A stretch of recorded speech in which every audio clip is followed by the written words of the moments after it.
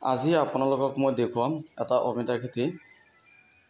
বন্ধুসকল, আপোনালোকে চাওক যে এই খেতিটো কিমান ধুনীয়া হৈছে, আপোনালোকে গমেই পায়। আজি এইটো বিষয়ত আলোচনা কৰিম। এই খেতিটোৰ বিষয়ে আমি আলোচনা কৰিম যে এই খেতিটো কি পদ্ধতিত কৰিব পৰা যায় আৰু এই খেতিটো কি পদ্ধতিত কৰিলে আপোনাৰ খেতিটোত লাভ বেছি হ'ব আৰু সাৰ পানী কিমান দিব লাগিব, এই বিষয়ে আজি অলপ আলোচনা কৰিম। বন্ধুসকল, আপোনাৰ চাওক এই খেতিটো বৰ্তমান চালেতো গম পাই যাব এই খেতিটো কিমান ধুনীয়া হৈছে। প্ৰতিটো গছত কিমান অমিতা লাগি আছে আপুনি চাব পাৰে। চাওক কিমান অমিতা আহি আছে, সেইকাৰণে আপোনাৰ চাব পাৰে। দেখুৱাই আছোঁ আপোনালোকক, আপুনি চাওক যে কিমান ধুনীয়া হৈছে খেতিটো। এই খেতিটো কৰাৰ কিছুমান নিয়ম আছে আৰু সেই নিয়মতে আপোনাৰ খেতিটো কৰিব লাগিব। যদি আপুনি সেই নিয়মতে খেতিটো কৰিব নোৱাৰে, তেন্তে অমিতা খেতি নষ্ট হৈ যাব। কিন্তু আৰু এটা কথা আপোনাৰ মন কৰিবলগীয়া কথা আছে। সেই কথাটো হ'ল যে খেতিটো কৰাৰ আগত আপুনি কোনটো জাতৰ অমিতা লগাব। তো ভাল জাতৰ অমিতা যদি আপুনি নলগায়, তেন্তে খেতিটো কিন্তু ভাল নহ'ব। আমাৰ এই খেতিটো লগোৱা আছে আপোনাৰ লেট লেডি, আৰু এই লেট লেডি খেতিটো বহুত ধুনীয়া হয়। সেইকাৰণে আমি লেট লেডি লগাওঁ, আৰু লেট লেডিত কিন্তু বহুত অমিতা আহে। আৰু আপোনাৰ বিভিন্ন ধৰণৰ আৰু আছে, যেনেকৈ স্বপ্না আছে। এই স্বপ্নাত হয় আপোনাৰ অমিতা একদম কম আহে, লেট লেডিটোত বহুত বেছি আহে। সেইকাৰণে আপোনালোকে যদি লেট লেডিটো লগায় বহুত ভাল হ'ব। আমি জাতৰ নামটো কৈ দিলোঁ, আপোনালোকে এইটো জাতৰ যদি লগায় তো বহুত ধুনীয়া হ'ব খেতিটো। আৰু এই গুটিটো অলপ দাম অলপ বেছি নিব, বেছি নিলেও আপোনালোকৰ লাভটো বেছি হ'ব। কিন্তু জাত ভাল হ'লে খেতিটো বহুত ভাল হয়। যদি আপোনাৰ জাতটো যদি বেয়া হৈ যায়, তেতিয়া আপোনাৰ খেতিটো বেয়া হয়। জাতৰ কাৰণেও কৃষকে বহুত মাৰ খাই যায়। সেইকাৰণে আপোনালোকে যে ভাল জাতৰ আপোনাৰ খেতি কৰিব লাগে সদায়। আৰু যেতিয়া আপুনি পুলিটো বনায়, আৰু যে পুলিটো কেনেকৈ বনাব লাগে সেইটো বিষয়ে আমি পাছত বেলেগ এটা ভিডিঅ'ত মই কৈ দিম। এতিয়া কথা হ'ল, যদি আমি সেইটো বিষয়ে আলোচনা কৰি এইটো বহুত দীঘল হৈ যাব। আমি ইমান দীঘল কৰিব নোখোজোঁ। আমি যাতে আপোনালোকক কম সময়ৰ ভিতৰত আপোনাৰ খেতিটোৰ বিষয়ে অলপ বুজাব পাৰোঁ, সেই বিষয়ে আপোনালোকক কথাটো পাতিম। বন্ধুসকল, এই খেতিটো আপোনাৰ যেতিয়া কৰিব, এই কৰাৰ আগতে কিন্তু ভালকৈ হাল মাৰি ল'ব। যেতিয়া আপোনাৰ বহুত ধুনীয়াকৈ হাল মাৰিব, হালটো অলপ বেছি মাৰিব, 3বাৰ 4বাৰ 5বাৰকৈ হাল মাৰি ল'ব। হাল মাৰি তাৰপাছত আপুনি কিন্তু ইমান ওখ কিন্তু বিট এটা বনাই ল'ব লাগিব। আৰু যেতিয়া আপুনি এই বিটটো বনাব, এই বিটটো আপোনাৰ এটা বিধৰ পৰা আনটো বিট প্ৰায় 5 ফুটমান দূৰত দিব লাগিব। যদি ইয়াতকৈ কম দিয়ে, তেনে আপোনালোকৰ বহুত পাছত অসুবিধা হ'ব। যেনে খেতিৰ ভিতৰত সোমোৱা অসুবিধা হ'ব, আপোনাৰ ঔষধ দিয়াত অসুবিধা হ'ব, মাল ছিঙাত অসুবিধা হ'ব। সেইকাৰণে আপোনালোকে একদম কমত যদি দিয়ে, তেনে 5 ফুটমান দূৰত দিব। আৰু এটা গছৰ পৰা আনটো গছ 5 ফুটমান দূৰত দিব। যদি এনেকৈ 5 ফুটমান দূৰত দিয়ে, তেনেহ'লে আপোনালোকৰ ঔষধ দিয়াত কোনো অসুবিধা নহ'ব। আপোনাৰ কেতিয়াবা সাৰ দিলেও আপোনালোকৰ অসুবিধা নহ'ব।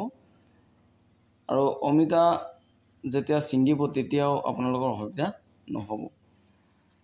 সেইকাৰণে আপোনালোকৰ সদায় লক্ষ্য ৰাখিব লাগিব, যাতে এটা গছৰ পৰা আনটো গছ যাতে 5 ফুটমান দূৰত থাকে, আৰু তেনেকৈ দূৰত আপোনালোকে খেতিটো কৰিব।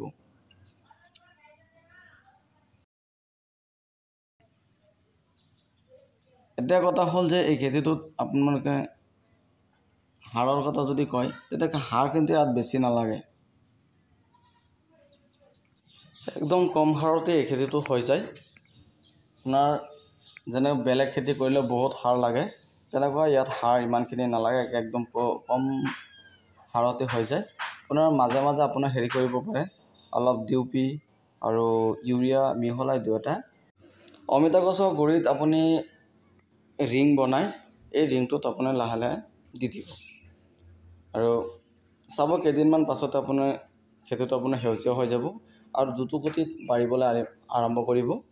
আৰু যেতিয়া আপোনাৰ গছটো অলপ ওখ হৈ যাব, 2 ফুটমান ওখ হৈ যাব, তাৰ পাছতে আপুনি চাব এইটো মানে ফুল দিয়া আৰম্ভ কৰি দিব। এতিয়া আপোনাৰ ফুল আহিলে মানে পাছত কেইদিনমান পাছতে আপুনি অমিতা পাই যাব, যে অমিতা হৈ যাব। আৰু যদি আপুনি বাৰিষা কালত যদি উঠাব পাৰে কিন্তু বহুত দাম পোৱা যায়। আৰু সেই সময়ত আপোনাৰ অলপ 30 টকাৰ পৰা 40 টকাৰ ভিতৰত আপুনি বজাৰটো পাই যাব। সেইকাৰণে আপোনালোকে এই সময়ত সদায় চেষ্টা কৰিব যাতে বাৰিষা কালত যাতে উঠাব পাৰে। সেইটো মানে আপুনি এটা হিচাপ কৰিব, হিচাপটো কৰি তাৰ পাছত আপুনি এই খেতিটো লগাব লাগে। যদি আপোনাৰ বাৰিষা কালত যদি আপোনাৰ উঠায় আপোনালোকৰ বহুত লাভ হ'ব। যদি আপুনি বেছি নহয় যদি আপুনি 50 কুইণ্টেলমান বিক্ৰী কৰিব পাৰে, পাছত আৰু যদি আপুনি বিক্ৰী কৰিবও নোৱাৰে তাৰ পাছত আপোনাৰ লাভ থাকিব, বহুত লাভ থাকে এইবিলাক খেতি কৰিলে। সেইকাৰণে আমি কওঁ যে অমিতা খেতি আপোনালোকে কৰক। আপোনালোকে অমিতা কৰিলে আপোনাৰ বহুত এটা লাভ হ'ব। আৰু খেতি কৰিলে আপোনাৰ যদি পইচা অলপ বেছি পোৱা যায় তেনেহ'লে খেতি কৰাৰ মানে মনটো ভাল লাগে। আৰু যদি আপোনাৰ লছ হৈ যায় কিন্তু একদম ভাল নালাগে। তো আপোনাৰ অমিতা খেতি কৰিলে কিন্তু লছ হোৱাৰ কোনো সম্ভাৱনাই নাথাকে, কাৰণ এই খেতিটোত আপোনাৰ খৰচটো কম হয়। আৰু লগতে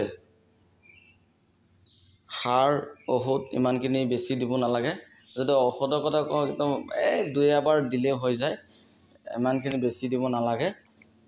আৰু এইটো অমিতা যেতিয়া আপোনাৰ আহিব লেট্ৰিডিত কিন্তু বহুত অমিতা আহে, কিন্তু খেতিটো অলপ মানে সাৰ দিব লাগিব। যদি আপোনাৰ খেতিত যদি সাৰ কম হৈ যায় কিন্তু অমিতাটো ইমানখিনি হেৰি নহ'ব, ডাঙৰ নহ'ব, কিন্তু সৰু হৈ যাব। সেইকাৰণে আপোনালোকে চেষ্টা কৰিব যাতে অলপ মানে সাৰটো অলপ বেছি দি আপোনাৰ খেতিটো যাতে আপোনাৰ অমিতাটো অলপ ডাঙৰ হয়। আৰু অমিতাটো অলপ ডাঙৰ হ'লে কিন্তু আপোনাৰ দামটোও বেছি পাব, আৰু অমিতা সৰু হ'লে দামটো কম পাব। সেইকাৰণে যাতে আপোনাৰ অমিতাটো ডাঙৰ হয় সেইটো কাৰণে সদায় চিন্তা কৰিব। বন্ধুসকল, আৰু এই খেতিটো যদি আপোনাৰ কৰে আৰু এটা পদ্ধতি আপুনি কৰিব পাৰে। প্ৰথমে আপুনি মালচিং পদ্ধতিত কৰিব পাৰে, কিন্তু যেতিয়া গছটো অলপ ডাঙৰ হৈ যাব, কিন্তু গছটো ডাঙৰ হৈ গ'লে কিন্তু আপোনাৰ এই মালচিংকেইটা উঠাই দিব লাগিব, নহ'লে কিন্তু আপোনাৰ প্ৰব্লেম হৈ যাব। সেইকাৰণে আপোনালোকে প্ৰথমে মালচিংটো কৰিব পাৰে যাতে আপোনাৰ গছজোপাৰ গুৰিত মানে সেই ঘাঁহ নহ'ব। যদি আপোনাৰ মালচিং পদ্ধতি কৰিলে এইটোৱে লাভ হয়, মানে ঘাঁহ বন মানে ফটককৈ নহয়, এইটো মালচিঙৰ তলত মানে ঘাঁহ বন নহয়। আৰু যদি আপুনি হেৰি কৰে, যদি মালচিং দি নকৰে তেনে সেইটো হ'ব, সেইটো কৰিলেও হ'ব, কিন্তু আপোনাৰ মানে ঘাঁহ বনটো অলপ বেছি হ'ব। এইটো চাফ চিকুণ কৰি ৰাখিব লাগিব। আৰু তলত অলপ ঘাঁহ বন বেছি হ'লে ওপৰত মানে ঔষধটো বেছি দিব লাগে, কাৰণ তলত যদি ঘাঁহ হ'লে তলত চালে আপুনি চাব যে তলত যদি ঘাঁহ বেছি হৈ যায়, ঘাঁহ হ'লে ওপৰত কিন্তু আপোনাৰ চব পোক পতংগ বেছি সেই গছজোপাক আক্ৰমণ কৰে। সেইকাৰণে আপোনালোকে যদি তলত চাফ চিকুণ কৰি ৰাখিব পাৰে, ওপৰতো চাব আপোনালোকৰ সেই খেতিটো ইমান মানে পোক পতংগই নষ্ট নকৰে। সদায় খেতিটো আপোনাৰ চাফ চিকুণৰ থকাৰ কাৰণে আপোনালোকে লক্ষ্য ৰাখিব লাগে যাতে খেতিত যাতে ঘাঁহ বন নহয়। সেইকাৰণে মই কৈছোঁ যদি আপোনাৰ মালচিং পদ্ধতিত কৰে তেনেহ'লে প্ৰথমে মালচিং পদ্ধতিত কৰিব পাৰে, কিন্তু যেতিয়া আপোনাৰ 3-4 মাহ হৈ যাব তাৰ পাছত কিন্তু আকৌ এই মালচিংটো উঠাই দিব লাগিব। উঠাই দিলে আপোনাৰ খেতিটো অৱশ্যে বহুত ধুনীয়া হৈ যাব। বন্ধুসকল, যিহেতু আপোনাৰ 50 কুইণ্টেল যদি আপুনি বিক্ৰী কৰিব পাৰে তে বহুত টকা আপুনি লাভ পাই যাব। পাছত আৰু যদি আপুনি পাছত বিক্ৰী কৰিব পাৰে নকৰিব পাৰে, যদি আপুনি নকৰে তেনেহ'লে সেই বাকীখিনি আপোনালোকে পকাব পাৰে। পকালে কিন্তু আপোনাৰ সেইটো আৰু এটা লাভ বেছি হয়। এই অমিতা কিন্তু যদি আপুনি পকাই বিক্ৰী কৰে, সেই পকা বিক্ৰী কৰিলে কি হয় জানে, এইটো আপোনাৰ এটা বজাৰত বিক্ৰী কৰিলে পাৰ পিচ আপুনি 30 টকা 40 টকামান বিক্ৰী কৰিব পাৰিব। অকল আমাৰ ভিডিঅ'টো বহুত দীঘল হৈ গ'ল। এইটো দীঘল হোৱাৰ কাৰণে আৰু বহুত কথা আছিলে আমি ক'ব নোৱাৰিলোঁ। যিয়ে নহওক, যদি আপোনাৰ ভিডিঅ'টো চাই যদি ভাল লাগে আপোনালোকে আমাৰ এই ভিডিঅ'টো লাইক কৰি দিব আৰু লগতে এটা শ্বেয়াৰ কৰি দিব।